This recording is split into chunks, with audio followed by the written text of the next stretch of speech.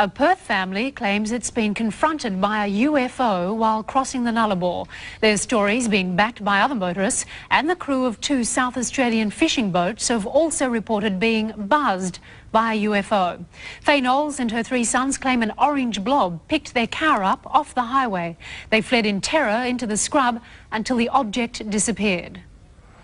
For the Knowles family, it was to have been a routine drive across the Nullarbor.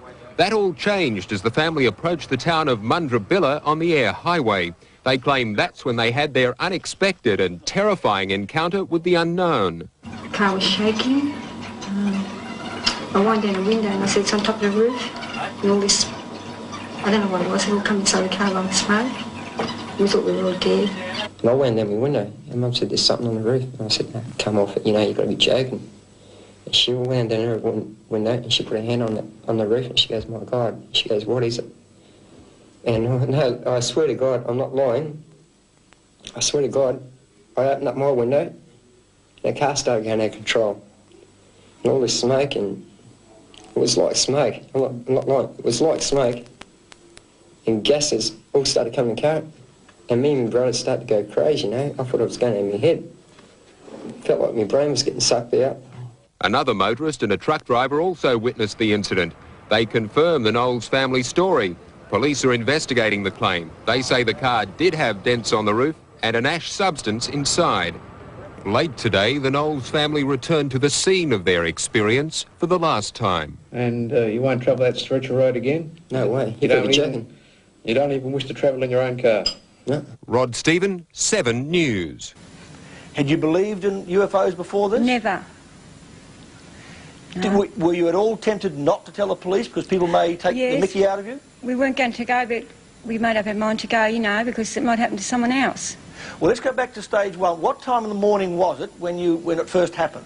About 5 o'clock in the morning. And you were driving which way? Towards Victoria. And did it suddenly come up behind you, in front of you, or just hover over the car? It was on the middle of the road. It was, you know, just in the middle of the road. Up in front of you? Yeah, in front of us. How big? Well, it looked like truck lights to us, you know. I didn't take much notice. Sean said to me, oh, that's something unusual now. I said, I've come off it and you've got to be joking. Was it still dark? It was pretty dark then, yeah. And you thought it was, Patrick, you thought they were just headlights sort of coming towards you? I did, you know. You see something like that, you wouldn't take much notice. You just think it's a truck or a car. Were you all awake at the time? Yes, we were. Did it make a noise? Oh, it was terrible. It was terrifying. What was the noise like? It was like a humming sound. Oh. And so when it got, you kept driving, approaching it, did it veer over your top of you or what? I was driving. You were driving, Sean? Mm. And did you drive straight at it? Did it leap over you or what? No, I had to put my foot down because it was chasing us. Well, did it get behind you somehow then? What it was a fair hike back before it even jumped on my roof. Like you explained this, like it was a fair distance back, and the next second it was on the roof. Did you hear a clunking noise when it got on the roof? Yes, we did. And then, Wayne, after that, how long did all this go for? When did it lift the car off the ground? Started shaking and started lifting the ground up out of the car at me. Started lifting it. What were you saying to each other? We thought we were dying. Yeah. You know, we didn't know what to do. Did you shout, did you cry? Or? I was screaming, I was in hystericals. We were talking like aliens. Explain this. If you're doing 200 kilometres, you blow out a back tyre, would you roll a car or what? Yeah. Does that explain it? How long were you there? How long were you suspended? How far off the ground do you think you were? Well, we don't know, because we were stunned, you know, we were in a state of shock, because we don't know what was going on. All of a sudden, this thing's on our roof and pulling the car up, we don't know what's going on. So then it dropped you and you blew a tyre. Yeah. What happened next? Did you get out of the car? Oh, I went down the window and I felt this thing on the roof, you know. And I said, gee, there's something on top of our roof. I said, it's landed on the roof or something, you know. And I didn't know what to do, and I was screaming. And as soon as I said that, I let all this smoke stuff come into the car. The car was covered in all black stuff, wasn't it? Well, like grit or soot or ash? It was like a soot.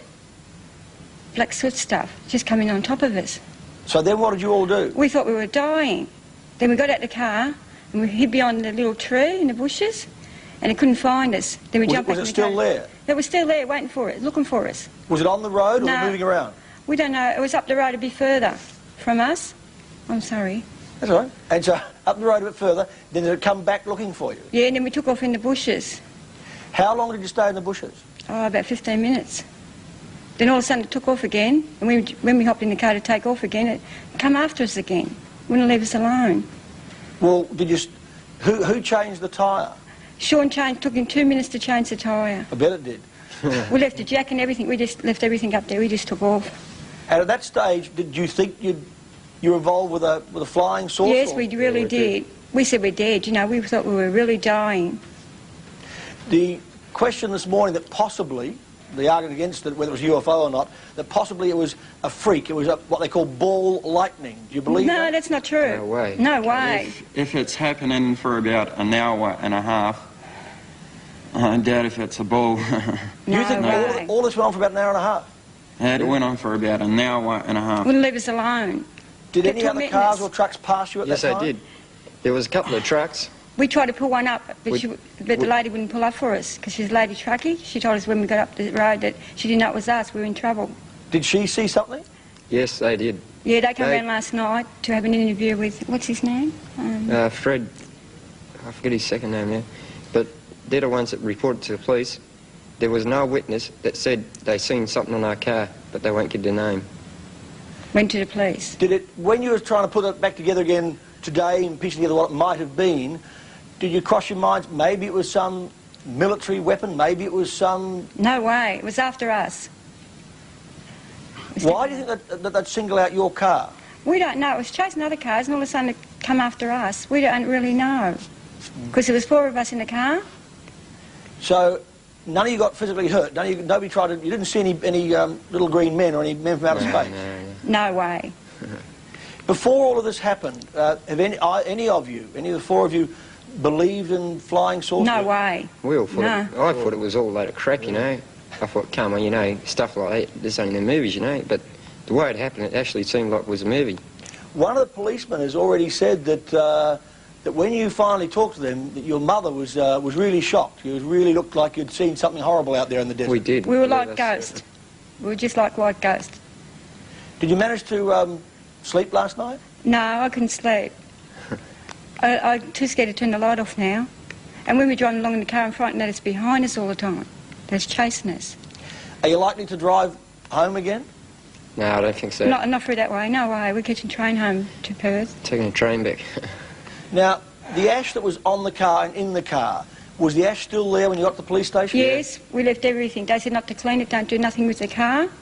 They're getting it all checked out for us. So. Is that ash being analysed? Yep. Yeah, everything is. Everything's going to be You done. should see the tyre. Huh.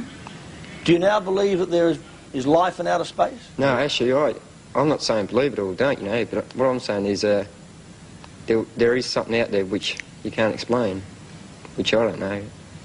There's definitely something out there. Something's got to be done. Someone else is going to get really hurt. What could be done? We don't really know. And just one final question about the look of it. Do you all agree on the description of it, or do you have different ideas? No, what do you think? we definitely agree on the light. Whole lot. Faye, what sort of light do you think it was? It was all of a sudden it was a small light, and all of a sudden it comes so big like this, like a big ball. Could you see anything in the middle of it, anything metallic? We don't really know. You know, we're in a state of shock. I didn't really take notice. Patrick, is that the sort of thing you saw? Big ball of light. Yeah. It was like it looked like a truck headlight, and on top it looked like it had a light, high beam, like a light high beam, and it had like a flash. It was kept on flashing, like It's terrible.